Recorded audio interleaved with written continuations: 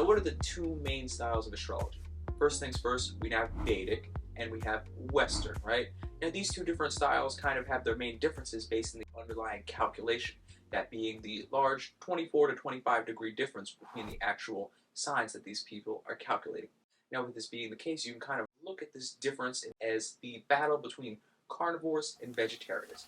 We're always using certain aspects of the body, certain organs of the body, and different means of digestion for what works best for your actual body, right? The whole container of what it has going on, which is the body itself. So with that being the case, you can see where we're going with this, where what works for you in totality. Now let's get a little deeper into each individual aspect of these forms of astrology, right? So let's start off with Vedic. Vedic is more common on a certain subcontinent, aka the more Indian astrology, right? Now the Vedics are very ancient. They came a little bit before the Hindu times. However, this form of astrology still uses 12 zodiac signs. The only difference is they're actually using the constellation behind these signs, not the actual spaces or house systems that gave birth to them, which is more similar to Western. This style of astrology is equally as good, it influences damn near the same, and the only difference is this 24 to 25 degree difference in calculation, showing you that certain signs are at this time of the year rather than that time of the year. But the issue with this is the constellations always move and the constellations always shift. So you could argue that this is more of an accurate calculation and style of astrology for the changing times and the ebbs and flow of generations. However, it isn't exactly the best because it changes, and just like things change, we have a lot of fixed seasons and a lot of fixed energy to begin with on Earth, being that it is the actual energy and vibration of stability, growth, and most importantly, scheduling. So yes, from where we're standing in the universe, the constellations shift and all of these things sort of move, and you want to actually move with these times, but it's not exactly the best thing to do because you're not exactly going to calculate this off the sun, a star in itself. So if you think about light and how it actually operates, calculating off the actual constellations does not make the most sense when dealing with your sun sign.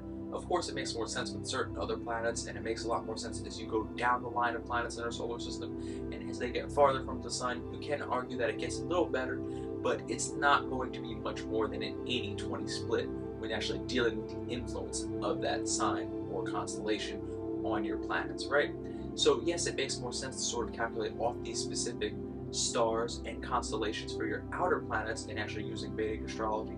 But the other issue that comes in with Vedic astrology is, for the most part, they're only calculating off of the 12 zodiac signs, which makes sense in our ecliptic for one specific reason, being that they are the 12 spaces that gave birth to all of the 12 zodiac constellations. So you can see them as more royal and more regal and more valued constellations in our ecliptic. However, value and where you're born from doesn't really matter if you don't shine the brightest or have the greatest influence, right?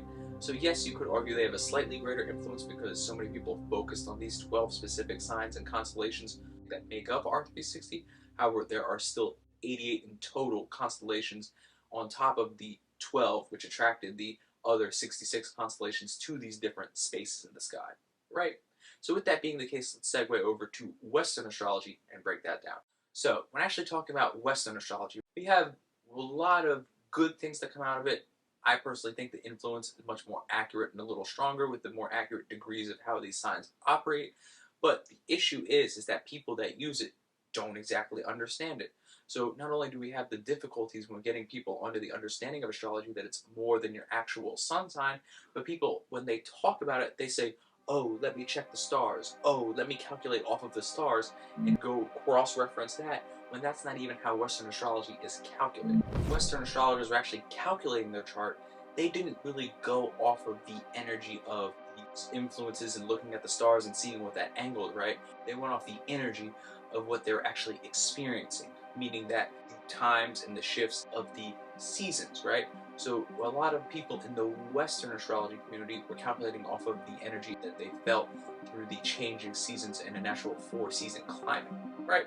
So with this being the case, they went through Scorpio season where things started to freeze and started getting that first frost, and people really started getting cold because, you know, damn, the summer just ended and now it's really ending and it's getting cold again, and you're just like, oh, we can't do anything. Let's just go back to sleeping for 12 hours a night again because we have nothing better to do. And on the other end of the season, we have Gemini season, where we have the season shifting, the weather's getting kind of crazy, a lot of thunderstorms, shifting wind, shifting temperatures, there's no real fixed energy, and there's no real fixed temperament of what's actually going on in society, unlike Taurus season, and actually we experience some type of fixed temperament regarding it either being unseasonably hot, or unseasonably cold, or just regular and cool. But regardless of what it was, it's always fixed right around that time of April and May.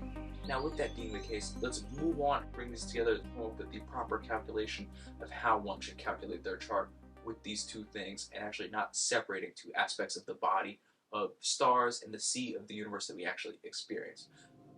So in actually calculating your proper amalgam of a chart and recognizing all of the constellations that are at play, let's start with the actual lights that we're calculating, right? So for the most part, you only really want to use a Vedic or star calculation for your moon sign. Now, why you want to do this is the moon's entire energy is based off of actually reflecting light.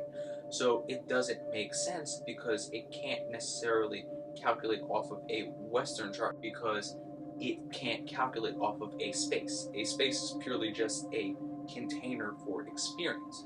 So with this being a reflection, you can't see a container, you can't reflect air, you can't do these things and have a proper calculation off of that because it doesn't show you the totality of what's going on. The Western chart can show you what the actual constellation is experiencing regarding the space that is resonating in. However, it can't give you a direct calculation for this sign. So when you're actually calculating your moon sign, you really want to pay attention to the actual constellation or the fixed star that your moon sign is angling, because this is either a reference to where you were most recently vibrating in, aka your past life, or it is where you are extracting your mentality from. So you want to look into actually what these star seeds are like in this certain constellation and what they may be like on a given specific star to properly calculate your moon sign.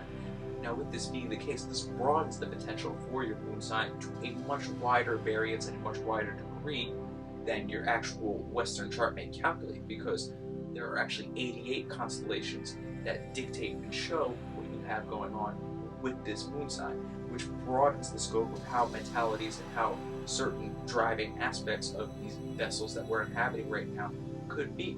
So think about the depth of that, not only the depth of the 88 different constellations or signs you can have your moon under, but also the individual fixed stars that these could be resonating. Now, in actually dealing with your Western calculation, this is more important for the rest of your chart, because as we know, the sun is not going to deal with any other influence of a star, right? Because it's its own star within our own little solar system. So if we know anything about stars, they like to get their shine on in a space that won't be doused by other people's light. They like to get their shine on in a space that won't be hindered by any other people's influence. And they like to keep all of the attention to themselves in their own little space. So naturally, this isn't going to actually work with stars and a specific fixed star very well whatsoever. So if you were to kind of come up with a percentage, this would be a 99-1 or maybe a 90 to 10% split between your Western calculation being the dominant for your sun sign and the actual sidereal or star-based calculation just being a little smidgen and taken with a grain of salt in regards to the influence of your sun sign. Now, of course, there are a few exceptions here and there with stars that shine very bright and very closely to our solar system. However, for the most part, it's just a novelty in terms of calculation. However, as we move down the actual planets in our solar system, the influence of a star does get a little greater. However, even if we venture all the way out to Pluto, it doesn't really get much more than 33, maybe 20% of influence on your actual star, since the spaces still influence all of the other planets much more greatly, with the one exception of the moon. However, once we jump the gun a little bit and get out farther towards more of the grandparent adjacent and the outer planets, these planets can be calculated a little bit off of the star or constellation. However, since they are an outer planet and an outer influence, calculating off the totality of what this planet is actually angling, being that the space, the 12 fixed houses in the sky, aka Western calculations, as well as the star, it still doesn't influence you that greatly, so it wouldn't be too crazy to calculate mostly your Western chart. However, just adding a little smidge and adding a little grain of salt to the depth and understanding of how this energy influences you within your own chakra systems, and having that sort of mix between the actual stars and space. Now, with that being said, let's wrap things up and actually talk about what we learned. So we started out with the two main styles of astrology and the two main styles of their underlying calculations being that Western, the style of astrology that deals with the actual house placements and the fixed spaces in our ecliptic and 360-degree spectrum. And then we also calculated and talked about the Vedic style of astrology, which deals with more of the stars, constellations, but specifically the 12 zodiac constellations, which can be a little limiting if you're calculating off the stars, and we actually have 88 constellations within our ecliptic that are recognized by society. Now, you can actually compare this influence and style of argument and debate within this area of study to the carnivore versus the vegetarian diet, being that they both use different aspects that are within the same body. So when you're usually in a polarized debate by this, it's best to look at what pieces of a certain experience they're talking about and blend them together in your own understanding and see what applies best when actually creating an amalgam or a hybrid study. So in this case, for the most part, we're actually dealing with the stars being expanded out to the 88 constellations within our ecliptic and mainly focusing that calculation on your moon sign, right? So when you're calculating this, you want to calculate for the constellation as well as check to see if you directly angle a fixed star, because this will add to the depth of what your moon and your mind and where you actually extracted your mentality from. It also shows you a little bit about where your past life may have been, and it definitely shows you where you extracted your mentality. Now, with this being not necessarily tied to the 12 houses in a direct sense, you still want to calculate off the actual house placement or the Western calculation to show what this constellation star is experiencing within its space, which is why you still want to use an amalgam, which sort of creates a 70-30 split, being that you don't directly want to calculate off of the actual house, but you want to pay attention to where your constellation and stars that you're extracting your mentality from are living, because it will still show you how this influence exactly works. And other than that, when you're calculating for the stars for other planets, you want to mainly calculate for the Western or the house constellation, all of the other planets, especially the Sun through Saturn signs, but more importantly, the actual Sun sign, because you already know that no star is going to stand in another room and have its influence doused by another star. Or at least it won't like it, because sometimes we do have situations where we attract binary stars or even triplet stars for that fact, and they all kind of create one star energy together. But if they're not working together, don't put them together, because they know deep down that they don't want to work together. But other than that, if you're calculating for the actual star placement, remember it's more or less a novelty. It won't influence you as much as the actual house placement will, being that that is the space that actual planet is resonating with and gaining its influence from. Now, you can calculate a little more for the outer planets because they aren't as close to the Sun, although they still feel its influence. However, you still want to calculate mostly off the spaces, and remember, the stars are close and they can sort of help with an influence. However, they are still more or less a novelty, being that the majority of the influence is coming from the house placements. But yeah, anyways, that's it, guys. If you have any questions, drop a comment, drop a like. Make sure you actually like, comment, subscribe. If you're interested in our daily calculations where we go over every day's energy every day in the daily, we have our Instagram over here where we post our reels and our stories breaking down every day's energy every day in the daily. If you want a reading, email us at readings@solarsystem. We specifically have a moon sign reading that'll take you through the depths of not only the house placement, the constellation, but if you have a fixed star, a fixed star. And if you want to know more about that, remember we have our video right here detailing how to calculate your moon sign on your own. But if you're interested and you'd like to support us, feel free to drop an email at that readings@solarsystems.org email, and we'll catch you in the next one, guys. Peace.